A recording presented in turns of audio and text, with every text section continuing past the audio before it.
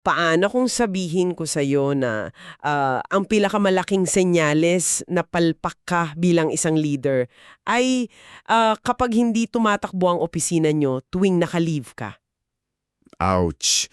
Masakit pakinggan yan para sa marami.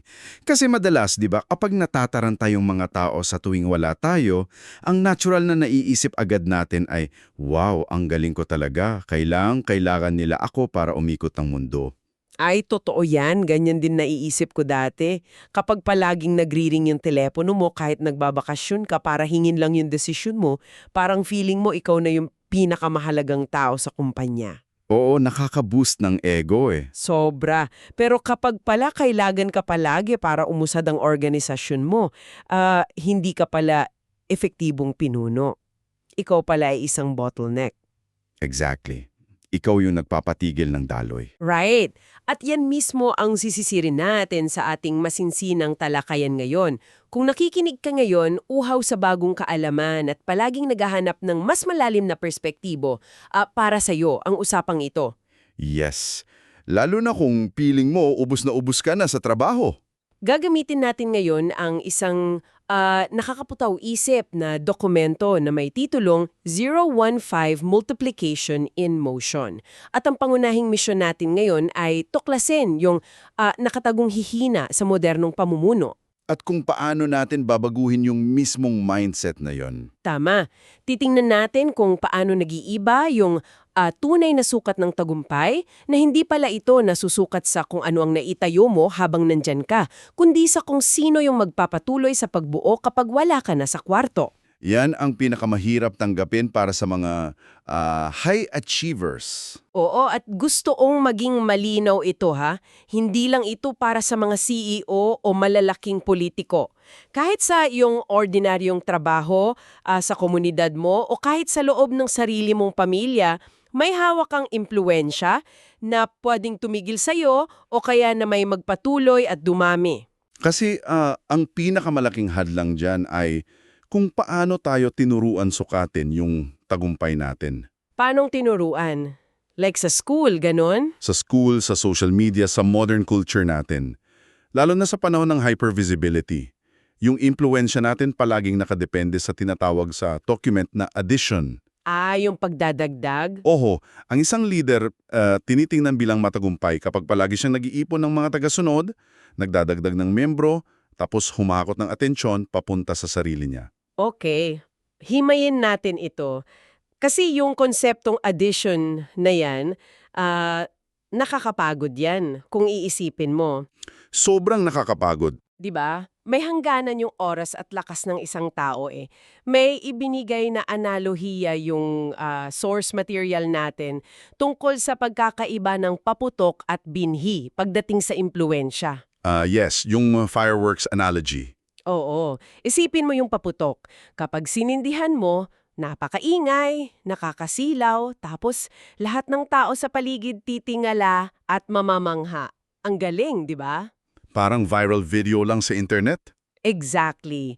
Pero pagkatapos ng ilang sekondo, tapos na ang palabas. Wala na, madilim na ulit, tapos uuwi na yung mga tao. Sandali lang yung hype. Oo. Samantala, ang binhi, tahimik lang, kapag ibinaon mo sa lupa, walang nakapansin, walang pumapalakpak, minsan nakakalimutan pa nga, 'di ba? Pero ang isang maliit na binhi sa paglipas ng panahon, kayang bumuo ng isang buong kagubatang na mamumuhay ng daan-daang taon. Gasgas na yung analogy ng bine para sa ilan, pero totoo siya eh.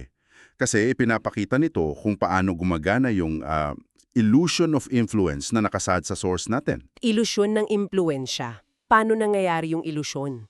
Ang nakakabighani kasi rito ay kung paano natin madalas linlangin yung sarili natin gamit ang mga mababaw na numero.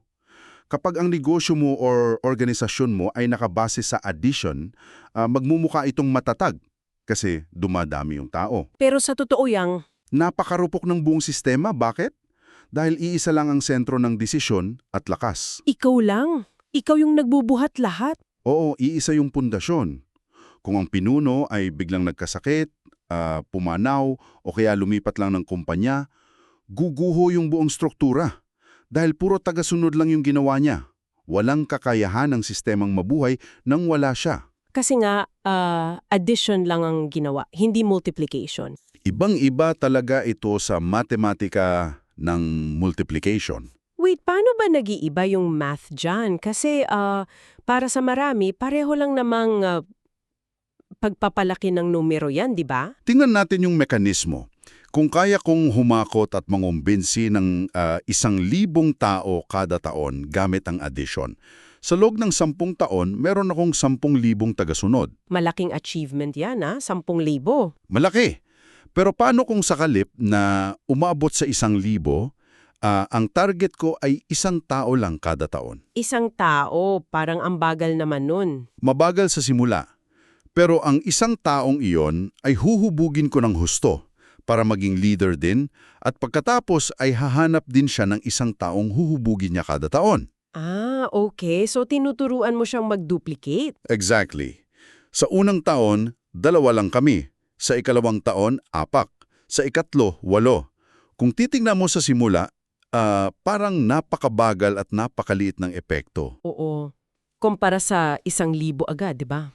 Pero pagdating ng ika-14 na taon, lagpas 16,000 na ang mga leader. Wow. Nilagpasan na agad yung 10,000 mo nung addition. At pagkatapos ng 3 dekada, bilyon na ang abos nito dahil sa exponential growth, yan ang matematika ng multiplication. Nakasentro sa pagbuo ng mga leader, hindi ng mga tagasunod. Wait, kapag tiningnan mo yung math na yon, nakakabaliw siya. Pero in reality, napakahirap lunukin yan para sa ego ng isang pinuno, Totoo. Kasi gusto natin instant impact. Gusto natin nakikita agad. Dito ko gustong ipasok yung halimbawa ng pinaka-maimpluwensyang figura sa kasaysayan, si Jesus. Kung titingnan natin ang ginawa niya, batay sa ating dokumento, parang salingat ito sa lahat ng lohika ng modernong marketing. Wala siyang ginawang mass campaign, kumbaga. Wala, di ba? At ito yung gusto kong itanong sa'yo bilang kritisismo na baka iniisip din ng nakikinig sa atin ngayon. Kung meron kang libu-libong tao na gustong makinig sa'yo, nag-aabang sa sasabihin mo, bakit mo lilimitahan ang oras mo sa 12 tao lang? Oo, parang counterintuitive. Tapos, out of that 12, mas binigyan niya pa ng matinding atensyon yung 3 tao, sina Pedro, Santiago, at Juan. Hindi ba't parang napaka-inefficient niyan pagdating sa pag-skill ng influence? Kung titingnan sa corporate lens, oo. Kasi kung ako yung PR manager niya ngayon, sasabihin ko, boss, mali ang diskarte mo. Huwag mong sayangin yung araw no sa pakikipagkwentuhan sa 12 mangingisda, magpabook tayo ng pinakamalaking stadium tapos doon ka magsalita. Nakikita ko kung bakit mo iisiping inefficient yan. Lalo na kung ang metric mo, agad-agad na visibility at mass accumulation. Pero ipinapaliwanag dito yung konsepto ng paradox of access. Paradox of access. Ano yung? Kasabay ito ng tinatawag nating teolohiya ng pagpaparami mula pa sa Genesis. Yung utos na magpakarami at punuin ang daigdig, hindi magdagdag at punuin ang daigdig. Ay, oo nga, no? Multiply, not add. Ang mekanismo na ginamit ni Jesus ay nakaangkla sa isang mahalagang prinsipyo. Yung transformasyon ay kailangang mauna bago ang pagpapalawak. Formation before expansion. Formation before expansion. Yung libu-libong tao sa stadium na binanggit mo, ang tawag dyan, crowds. Ang nakarami, nakakaranas lang. So parang uma-attend lang ng concert. Ganun. Oo, nakikita nila yung himala. Natutuwa sila sa ganda ng mensahe. Tapos, uuwi sila at kadalasan babalik sa dating gawi. Mababaw lang yung ugat ng karanasan nila eh. Wala masyadong follow-through. Wala. Pero yung mga disipulo dahil napakalapit nila at araw-araw nilang nakikita ang buhay ng pinuno, hindi lang sila nakaranas, sila ay nabago o na-transform. Yan ba yung sinasabing lalim bago ang lawak? Yung depth before breadth? Yan mismong concept na yan. Kasi naisip ko kapag nasa isang stadium ka, nagsasalita ka sa kanila. Pero kapag kasama mo yung 12 tao, namumuhay ka kasama nila. Eksakto. Sa punto ng mekanismo, Yung kalidad ng oras at lalim ng pagkatuto na ipinuhunan mo sa iilang tao, yon ang magbubunga ng pagpaparaming hindi mapipigilan sa hinaharap. Kasi natatransfer mo talaga yung buong pagkatao mo. Kung ang intensyon ni Jesus ay mababaam na pagtanggap lang, madali siyang maging sikat ng panandalian. Pero para siguraduhin ang kilosang ito ay mananatili kahit patay na siya, kinailangan niyang ibuos ang buhay niya sa mga taong magpapatuloy nito. Limitado rin kasi yung oras niya sa mundo. Kaya kinailangan niyang ilipat yung misyon sa iba. Dito na talaga nagiging kawili-wili ang lahat, Kasi naiintindihan ko na kung bakit niya ginawa yon. Malalim na transformasyon ang layunin. Pero heto ang tanong ko ngayon.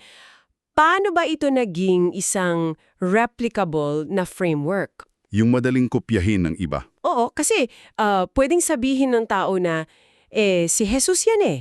Siyempre, gagana sa kanya kasi kakaiba siya. Meron bang sumulat ng manual o malinaw na sistema para talaga nating kopyahin at ipasa sa susunod na henerasyon? Magandang punto yan.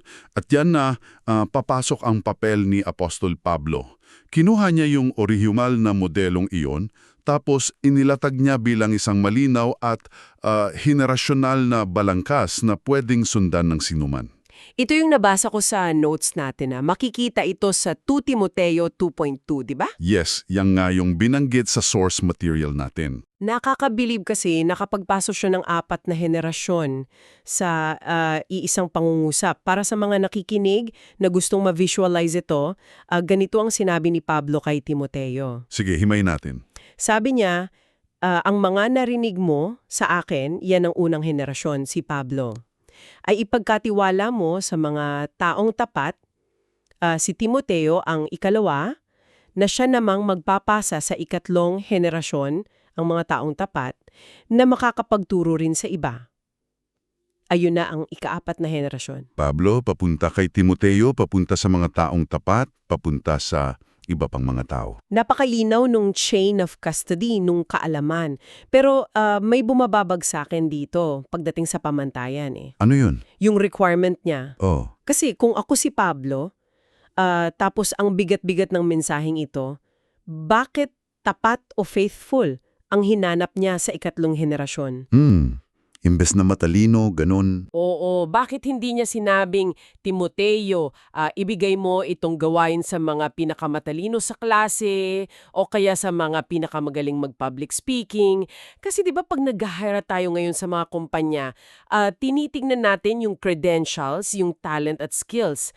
Bakit katapatan at hindi talento ang pangunahing requirement niya? Kung iuugnay natin ito sa mas malaking larawan ng kung paano gumagalaw ang kapangyarihan, medyo counterintuitive nga yan sa modernong pamantayan.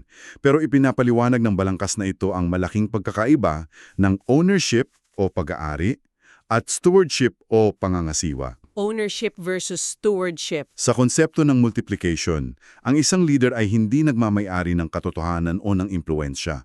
Siya ay katiwala lamang. Tagapag-ingat kumbaga. Pinili ni Pablo ang katapatan at yung pagiging teachable kasi ang talento na walang katapatan madalas nauuwi sa pagbaluktot ng katotohanan para sa pansariling interest. Ouch! Oo nga, no?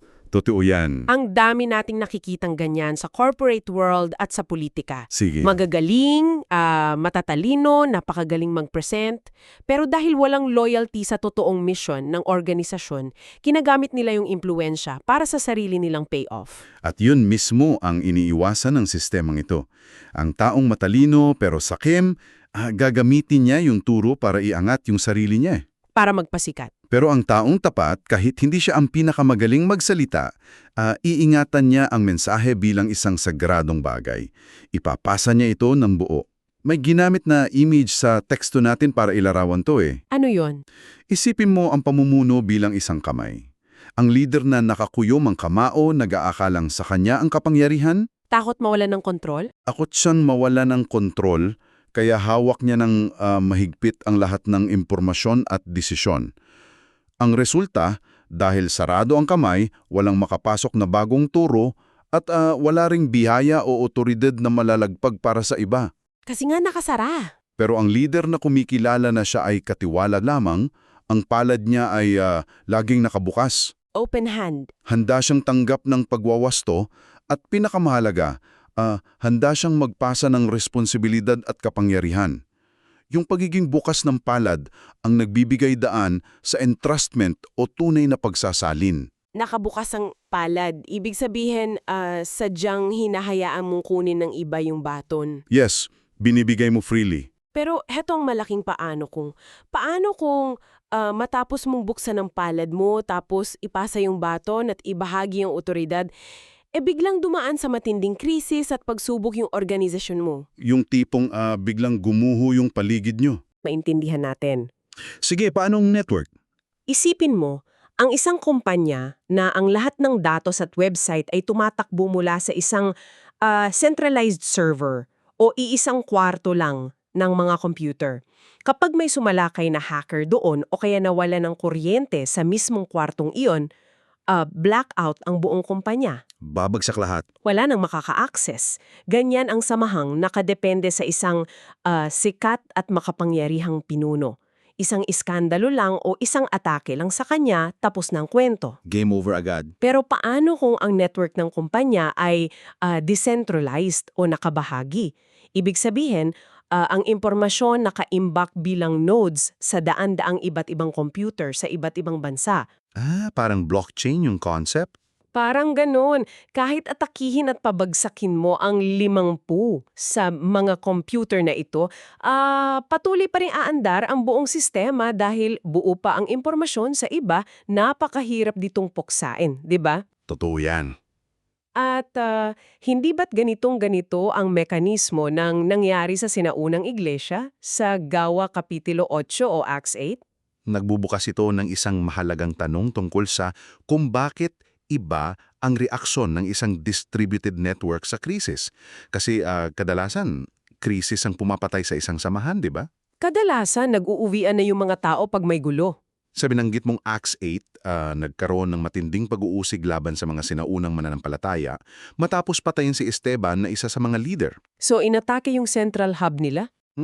Kung ang organisasyon nila ay isang centralized server tulad ng analohiya mo, ang lohikal na reaksyon ng mga tagasunod ay matakot, magtago sa mga bahay o kaya sumuko na lang at maubuwag yung grupo.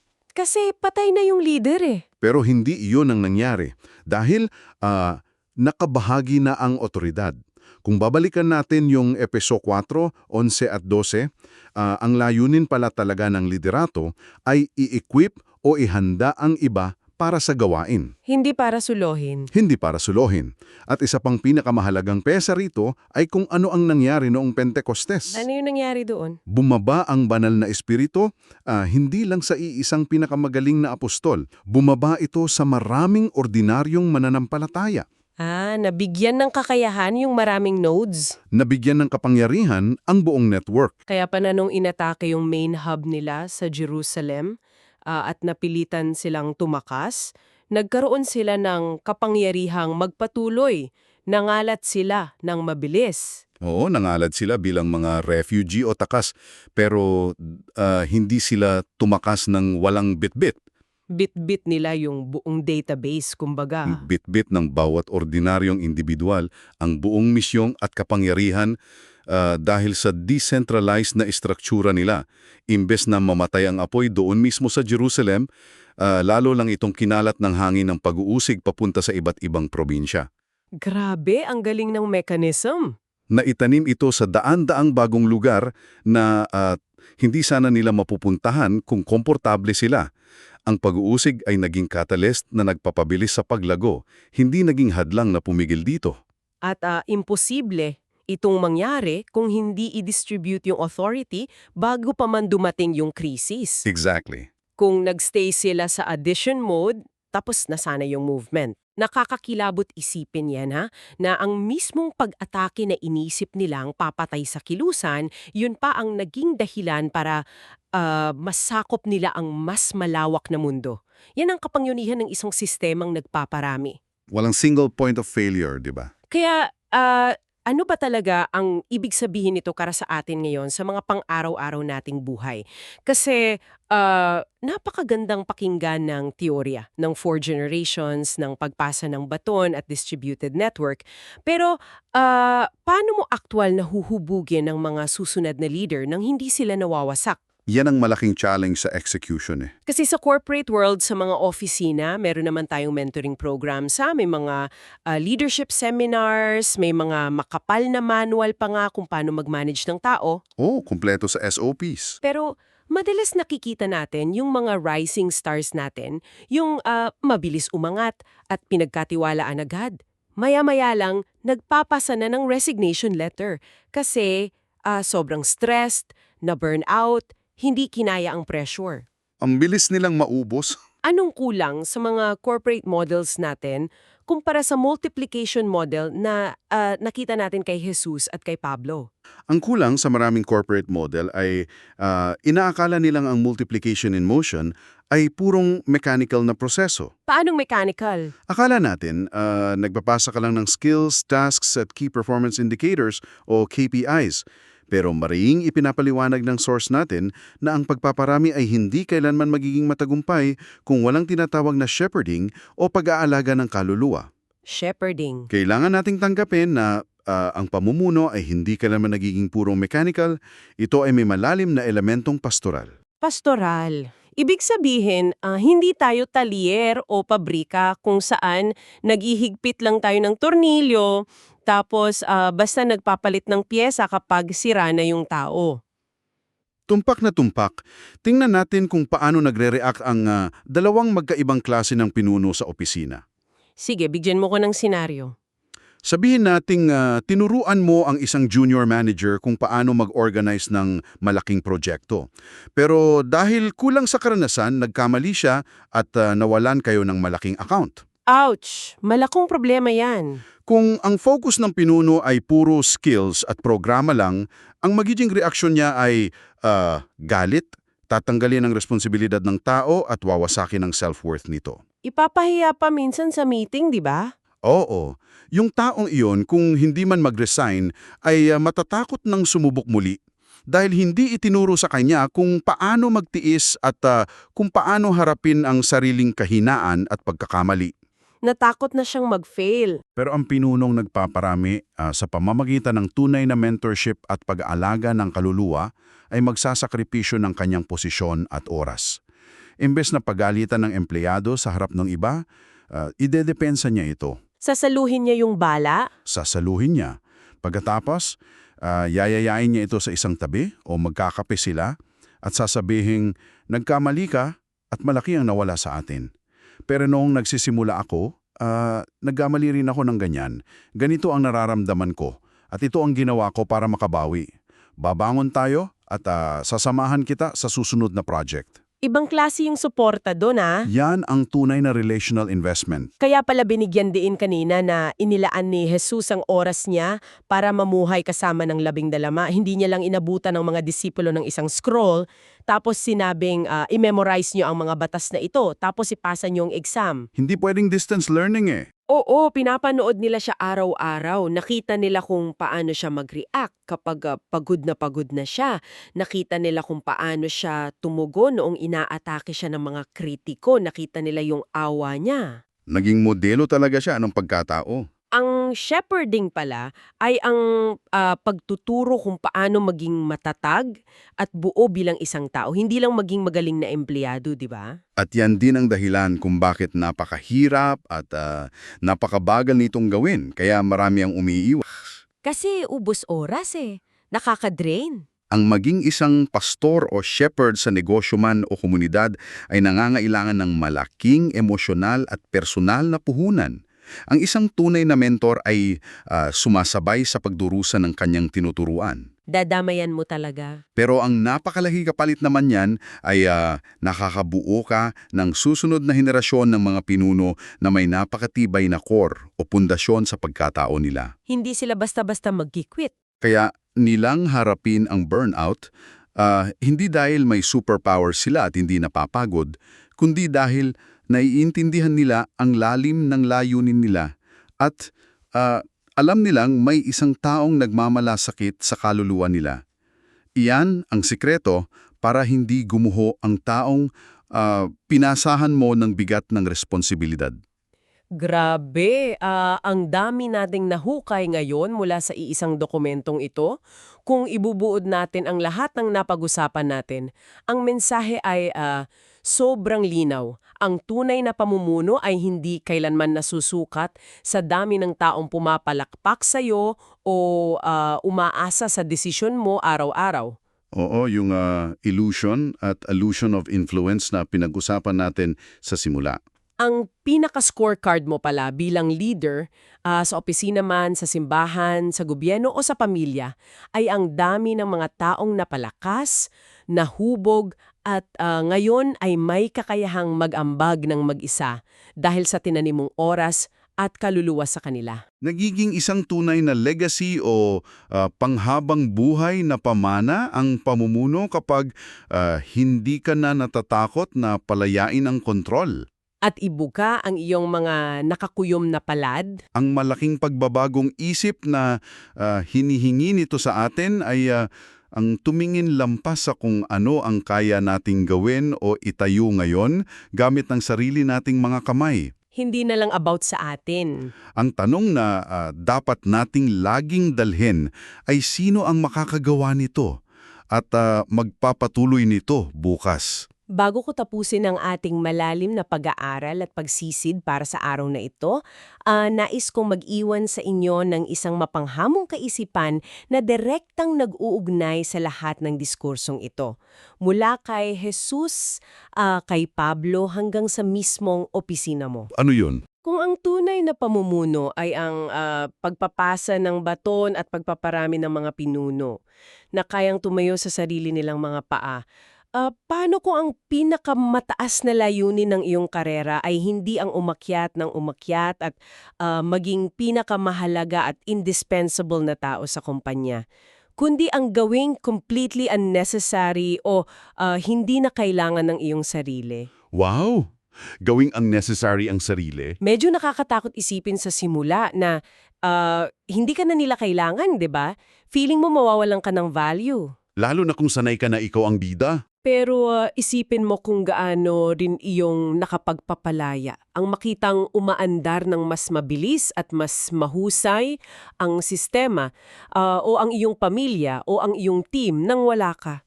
Dahil doon mo lang at doon mo lang talagang masasabing nakabuo ka ng isang bagay na mas malaki kesa sa iyong sarili na mananatili kahit ikaw ay matagal nang wala. Maraming salamat sa pagsama sa amin sa talakayang ito. Hanggang sa muli, huwag matakot na magtanim at gawing hindi na kailangan ang iyong sarili. Maging leader na nagpaparami ng mga leader.